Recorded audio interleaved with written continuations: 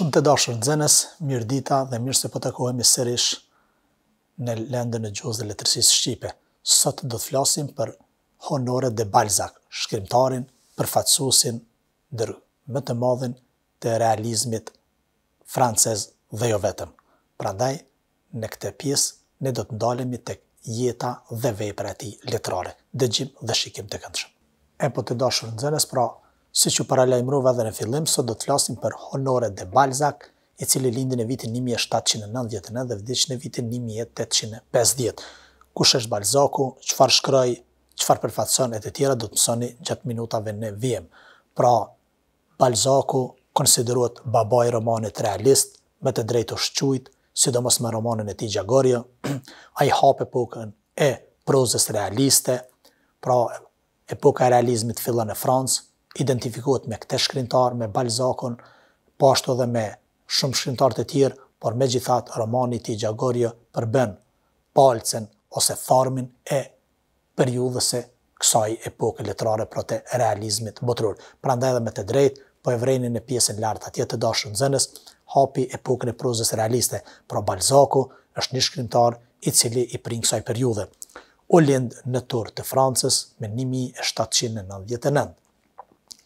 2. Studioi drejtësinë duke punuar tek një avokat, por fillimisht prindrit e Balzacut e kishin urdhëruar Balzacun që ai të merrej me drejtësinë, pra me juridikun.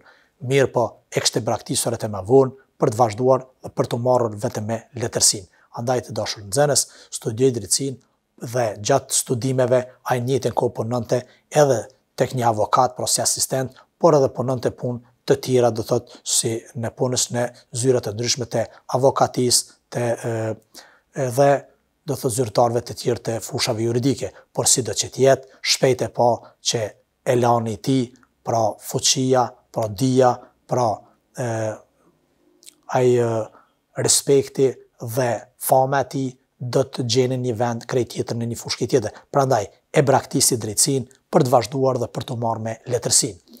Me 1820 boton romanin Cromwelli, mirë po që është një roman cilin kritika do të ka hedh poshtë, është një roman pas sukses, që nuk do t'i sjell fare sukses, mirë po që Balzacu nuk do të ndalet nga shkrimet e tij. Pas vitit 1820, ai do të merret edhe me shkrimet e tjera, pra do të botoj tregime, madje ato tregime do t'i shes, por nuk do të kenë shumë do thot përfitime për Balzacun. Megjithatë, ai provoi do thot punën edhe në si fotokopist, pastaj duke hapur edhe zyrat e tjera që lidhen me botimin e veprave e të tjera, mirë po edhe këto nuk rezultuan me ndonjë sukses të madh për Balzacun. Megjithatë, pas braktisjes së këtyre punëve, Balzacu merret me shkrimin e romaneve të radhës, pra janë romanet Shuanet dhe Eseja Fiziologjia e Martesës, dy vepra që Balzacun do ta bëjnë shumë të njohur në sallonet e mbretërore, pra në sallonet mondane, pra ato ku rrinë shtresat e larta dhe të pasura, dhe këto dy vepra do t'ja bëjnë një nder të veçantë dhe do t'i dhënë shtysë që Balzacu ta vazhdoj krijimtarinë e tij letrare edhe nëpër masa të më të gjera, më të mëdha, siç do të kulmojnë dhe përfundojnë me veprën e tij Komedia njerëzore, e cila do t'i ketë në brendi afërsisht 100 romane në totalitet. Andaj të dashur nxënës, Honoré de Balzac, krijimtaria e tij letrare do thotë u takon viteve 30 dhe viteve 40, kurse romanet kryesore të cilat i ka shkruar gjatë këtyre periudhave janë Lëkura e Shagrenit, Fajdexhiu Gobsek, pra një roman i cili merret me problemet sociale, pra me fajdet, me telashet, me problemet e rinisë, me dukuritë negative nëpër të cilat po kalon te Franca, por që është një prej romaneve më të bukura të realizmit, jo vetëm francez, por mendojmë edhe në rrafshin, pra evropian dhe atë botëror.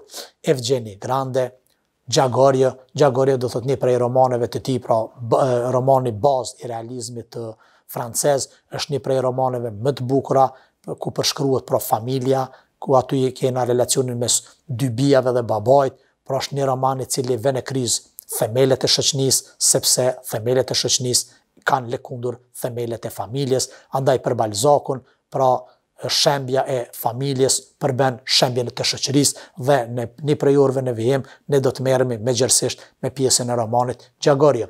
Iluzionet e humbura, iluzionet e humbura, një prej romaneve pashtu mjaft me pesh dhe kemi trilogjinë e romaneve Pjereta, Kushëriri Pëns dhe Kushërira Bet. Me pastaj kemi romanin Fshataret, Shkelqimi dhe Mjerimi i kurtizanëve, por këto janë disa nga romanet që i përkasin fundit e viteve 30 dhe fillimit e viteve 40 ose 40. Pra, Honore de Balzac, komedia njerëzore, është kryevepra e tij, do thot letrare, është një kryevepër e cila do thot paraqitet në totalitet ose paraqet në totalitet veprën e plotë e Balzacut dhe kjo vepër, kura komedia njerëzore, siç ju thash edhe më herët, në brendit të sajna ka afërsisht mbi 100 romane në totalitet, pra 100 romane përfshin për brenda kësaj vepre, pra është arritja më e madhe e Balzacut në fushën e letërsisë, pra kulmi i arritjeve, kulmi mos e maja e icebergut, pra prej nga do thot ne do t'i kemi me do thot 10 romane për brenda një vepre të tillë. Prandaj komedia njerëzore të dashur nxënës ndahet në 3 pjesë: studime për zakonet, studime filozofike dhe studime analitike. Çfarë përfshin këto studime? Sigurisht që studimet për zakonet të dashur nxënës, nga vetë fjala zakonet, pra libri ndahet në 6 cikle, kena skenat jetës private, fshatare, ushtarake, pariziene dhe politike. Pra, kjo pjesë merret me skena nga jeta private, nga jeta fshatare, nga jeta ushtarake, nga jeta pariziene dhe nga ajo politike. Sigurisht që Balzacu, duke punuar në zyre të ndryshme të avokatisë dhe të noterisë, kishte pas mundësi që ai figurën e avokatit dhe figurën e noterëve dhe figurat e tjera të aspektit juridik t'i përfshinte në romanet e tij letrare. Andaj, të gjitha këto skenat e dashur nxënës janë skenat e jetës të përvojës personale të Balzacut në për cilat ka kalu dhe me siguri që me mjeshtrinë e tij më të madhe i ka paraqitur në romanet e tij, do thot me tituj që sapo i sprovuam në lexim të parë. Dhe kemi studime filozofike, pra i kemi 27 romane.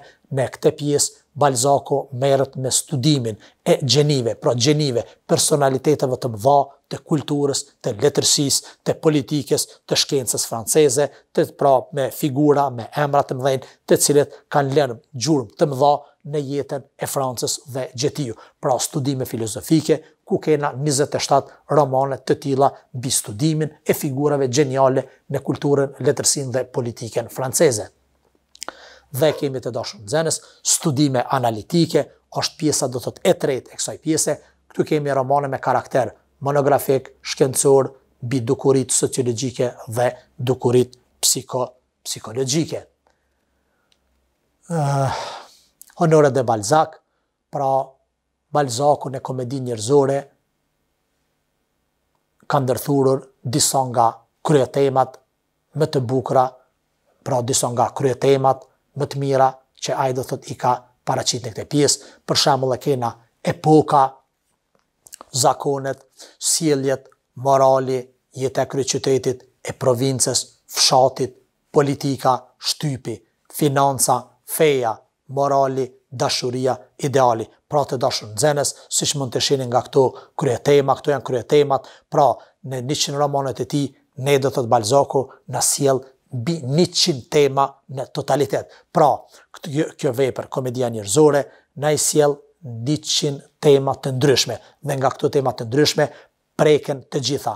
Feja, morali, krimin, dëshkimi, politika, dashnia, ideali, sjelljet, zakonet, moral, pra gjitha ato do thot janë paraqitur në këtë pjesë. Prandaj do thot këto tema është mirë këto romane, disa nga ato të lexohen, sepse kemi shumë çka nga realiteti, jo vetëm francez, por mund gjejmë edhe nga realiteti ynë shqiptar, sepse sigurisht problemet janë të njëjta si kudo.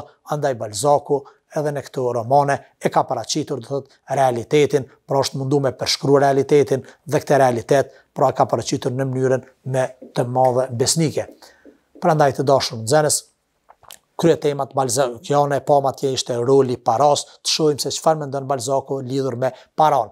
për Balzakun do thot me që ishte një shkrimtar shumë i madh, paraja do thot ishte një element që tashme ishte vu në aspektin e jetës sociale dhe kishte marrë një rol krucial duke vënë anash, pra virtytin, karakterin dhe moralin. Pra, rritja e rolit paras do të ishte zvoglim i rolit të nderit, të moralit, të respektit e të tjera. Prandaj, siç thot Balzaku, vendin e njeriut në shoqëri nuk e përcakton më prejardhja, nuk e përcaktojnë më aftësitë, por as diturit, por diçka që ndodhet edhe jashtë tij, por edhe jashtë natyrës njerëzore, diçka që quhet para. Pra këtu vjen alarmin Balzaku se paraja tashmë po i shem të gjitha, po i shkatërron të gjitha dhe mund të jetë një element që e humb pra qenjen shoqërore dhe atë njerëzore. Epokën e pas revolucionit francez, Balzaku e quante epoka e paras. Pra shumë kush mendon që revolucioni francez ka qenë një prej revolucioneve më të mira që ka sjellë arritje, por Balzaku në romanet e tij epokën e pas revolucionit e quan epokë e paras, ku vendin e nderit, të burrnisë, e zën egoizmi dhe interesi. Pra, dy elemente që e rrënojnë traditën, që e rrënojnë kulturën, që e rrënojnë dashurinë, që e rrënojnë bukurinë, pra që e rrënojnë në fund edhe njerëzinë.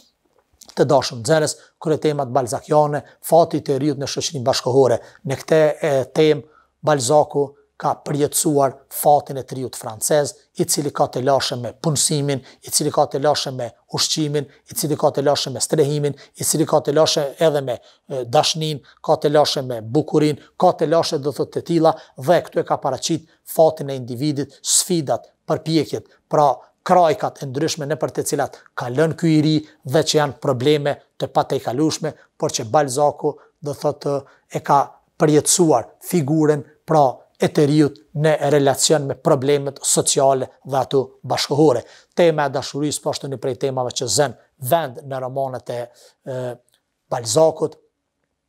Pra tema e dashnisë, si çdo shkrimtar që e trajton në veprat e tij, edhe Balzaku është marrë me këtë temë. Arti balzakian sigurisht të dashur nxënës që komedia njerëzore krijon një analogji, pra përballë veprës së madhe, komedia hyjnore të Dante Alighirit. Pra, edhe te komedia hyjnore kemi 3 pjesë: ferri, purgatori, parajsa, por edhe te komedia njerëzore, i cila ndajnë në 3 pjesë. Pra, mund të kemi në mënyrë metaforike, pra ferri, purgatori, parajsa, vetëm që sipas studiuesve, pra ferri, purgatori dhe parajsa te komedia hyjnore luhen në qiell, kurse për Balzakun ferri, purgatori dhe parajsa luhen këtu në tokë. Pra, luhen këtu në tokë, ato bashkëjetojnë, bashkëveprojnë dhe sistemojnë vlerat e njerëzve. Prandaj të dashur nxënës, kjo është një prej analogjisë që është nxjerrë nga kritika letrare botërore. Honoré de Balzac, Balzakun e kanë vlerësuar për forcën e imagjinatës dhe për trillimin artistik, pra veprat e tij, duke mos qenë vetë jeta, por që i shembëllejnë asaj, krijojnë iluzionin e plotësisë së jetës, e këtu qëndron genialiteti i Balzakut. Pra, të dashur nxënës, pra veprat e tij, romanet e tij nuk janë vetë ajo që ka ndodhur, por megjithatë janë shembëllimi i saj, janë imazhi i saj, janë pamja e saj, janë plotnia, pra janë saktësia e asaj që ka ngjarë, e asaj që ka ndodhur. Prandaj Balzaku është vlerësuar edhe për stilin prolix, pra Balzaku në gjitha romanet e tij shtrohet pyetja se ç'është stili prolix. Stili prolix është një stil ku shkrimtari merret shumë me detaje, me hollësi dhe me stërgjatje të elementeve. Prandaj, shpesh Balzaku është kritikuar për përshkrime dhe për detaje dhe për stërgjatje të romaneve të tij, saqë ndonjëherë shumë romanet e tij edhe nuk janë lexuar në tërësi, pra duke dashur lexuesit që më njëherë të arrijnë në fundin e romanit, pra në përshkrimin atë se çfarë ndodh, dhe kjo ndonjëherë edhe rëndon subjektin, por megjithatë ky nuk është pengesë për të mos e lexuar romanin Balzakun në tërësi. Përkundrazi, kjo nuk është rruga dhe mënyra më e mirë për ta lexuar Balzakun. Sigurisht që stili prolix i Balzakut është mjaft i veçantë dhe ne duhet kemi parasysh që në këtë stil pra është edhe ai që quhet genialitet, pra ai që quhet do thotë shkrimtari, pra një shkrimtar i cili merret me përshkrime, me detaje, pra me imtësira të secilës temë, pra të secilit element. Prandaj ne nuk mund të themi që Balzaku do thotë e ka tepruar me stilin prolix, përkundrazi mendojmë që e ka begatuar edhe më shumë romanin, edhe më shumë do thotë detajin artistik dhe atë estetik. Prandaj Balzaku njihet si artist i detajit. Pra, në stili proliks, nën kupton një shkrimtar i cili merret edhe me detajet më të imta të një çështje fenomeni ose teme të caktuar. Të dashur nxënës, këtu kam paraqitur 3 romane do thotë e Balzakut, pra për të parë se si duken këto romane dhe jo kudo që i gjeni edhe mund t'i lexoni, mund t'i analizoni dhe mund t'jepni mendime, por edhe mund të bëni studime për to. Gjagorio pra është Honore de Balzac, romani me cilin do të merremi në orët në vijim, pastaj Evgeni Grande, pra fragmente, dhe kemi romanin e tij Fshatarët. Këto janë 3 figura që pata dëshirë t'i sjell para jush për të parë se si duken romanet e këtij shkrimtari në pjesën estetike, pra të aspektit fizik. Të dashur nxënës, në këtë pjesë ne po i sjellim 3 thënie të Balzakut, pra Balzaku është marrë me fjalë të urta, të lexuarit na sjell miq të panjohur, thot Balzaku, e gjithë lumturia varet nga kurajo dhe puna, pra të dashur nxënës. Janë 3 elemente që ne duhet të kemi parasysh.